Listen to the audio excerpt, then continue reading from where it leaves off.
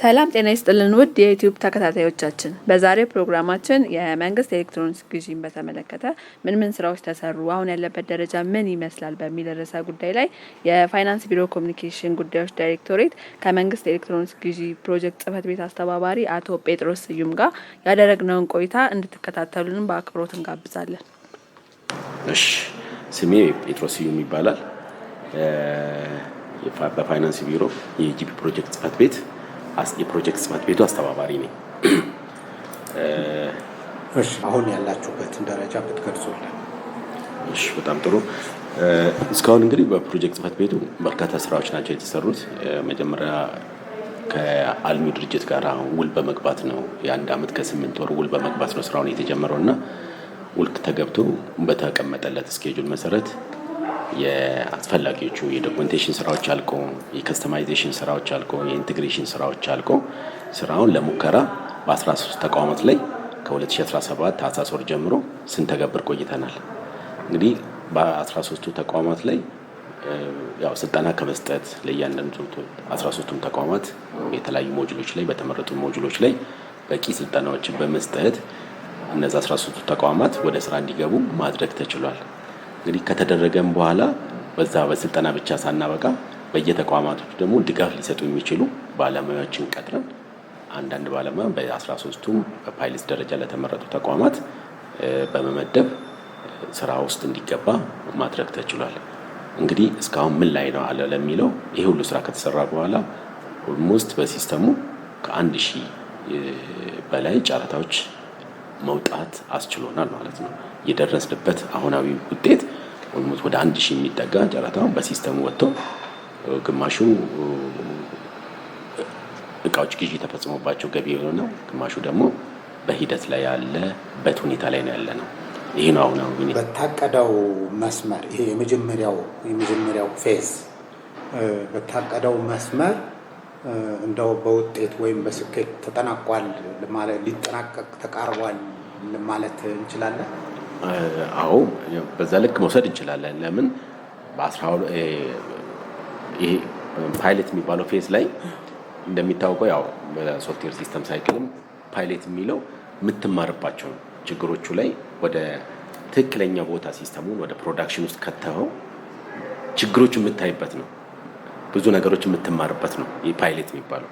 ስለዚህ እኛ በበቂ ሁኔታ ብዙ ነገሮችን ከኛ መመሪያ ከኛ አዋጅ ጋራ ነገሮችን ያየንበት የተማርንበትና እነዛን ነገሮች ደግሞ ያረምንበት ነው። ስለዚህ በስኬት ነው የተጠናቀቀው። የፓይለቲንግ ጊዜያችን በትክክል በስኬት ስለተጠናቀቀ በዚሁ ምክንያት ነው ወደ ሙሉ ትግበራ ወይ ደግሞ ወደ ሮል አውት ለመግባት የተዘጋጀ ነው ማለት ነው። እስካሁን ላይ የሚያጋጥሟቸው ችግሮች በምን ችግሮቹ በርካታ ናቸው። ችግሮች ማለት በርካታ ናቸው። አንደኛው ከሲስተም መቆራረጥ የሚጀምር ነው። ሲስተም መቆራረጥ ከወረዳ ኔት ጋር እያያዛል፣ ከኢንተርኔት ጋር እያያዛል።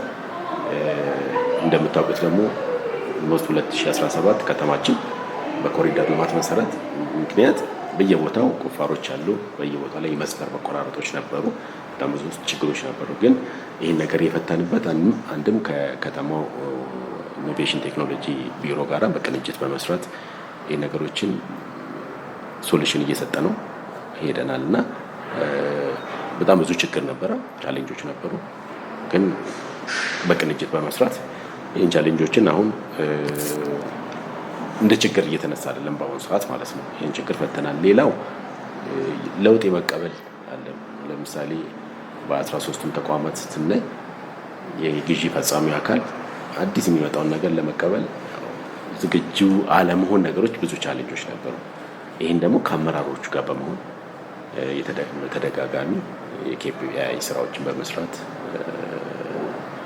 ነገሮችን ለመፍታት በተለይ ማኔጅመንት በጣም ኢንቮልቭ እንዲያደርግ አመራሩን እየሰበሰበ አቅጣጫ በማስቀመጥ ነገሮቹን የተቃነ እንዲሆን አድርጎታል እና የአመራሩ ትልቅ ድርሻ ነው። ይህን በየተቋማቱ ያለውን የአመራርም የባለሙያም ላይ ያለው ለውጥ ያለመቀበል የቼንጅ ሪዚስት የማድረጉን ነገር አመራሩ በጣም ኢንቮልቭ አድርጎ ፈቶት ነገሮች አሁን በበጎ አይን በቀና አይን እየታየ ወደፊት የመሄድ እንግዲህ ከግዢ ጋር ሁላችሁም እንደምንገነዘበው በርካታ የሆነ ብልሹ አሰራሮች የሚታዩበት የሚስተዋሉበትና መንግስትም ይሄን ለመፍታት ነው ወደዚህ ሲስተም የመጣውና ስለዚህ አመራሩ በደንብ አድርጎ ስለያዘው እንደ ቻሌንጅ ሲገጥመን የነበረው ወይ ደግሞ ሪስክ ሲያደርግ የነበረንን ወደ መፍታት ደረጃ አድርሶልናልና በዚህ አጋጣሚ ምስጋናዬን አቀርባለሁ ለአዲስ አበባ ከተማ ፋይናንስ ቢሮ አመራሮች ማለት ነው። ካለ ሊጠቀስ ይገባል የሚሉት ነገር ካለ ሊጠቀስ።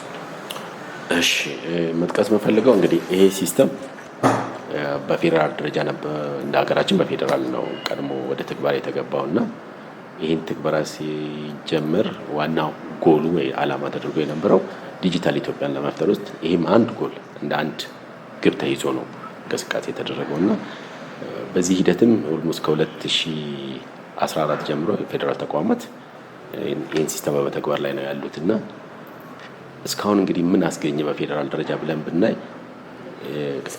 ለግዢ ከሚያዘው ኦልሞስት ወደ 15% ወጪን ሴቭ ማድረግ ትችላል በዚህ ሲስተም ብቻ በመጠቀም ምክንያቱም ሲባክን የነበረውን ነገር ለግዢ ከተያዘው በጀት ላይ 15% በላይ በአዲስ አበባ ዩኒቨርሲቲ በኩል ተጠንቶ ኦልሞስት ወደ 15% የሚጠጋ ሴቭ ማድረግ ተችሏል እና ይሄ ትልቅ አማውንት ነው። እንግዲህ የከተማችንን በጀት አስቡና በ15 አባዙ ሲባክን የነበረው በተለያየ ምክንያት ውስጥ ሲገባ የነበረውን 15% ማትረፍ ማለት በጣም ትልቅ ቁጥር ነው። ጎሉም እኛ ይሄን ነው።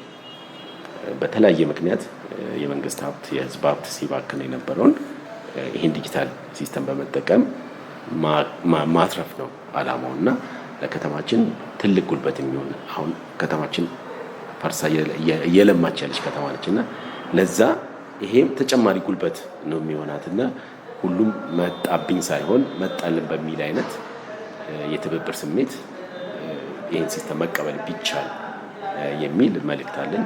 አመሰግናለሁ።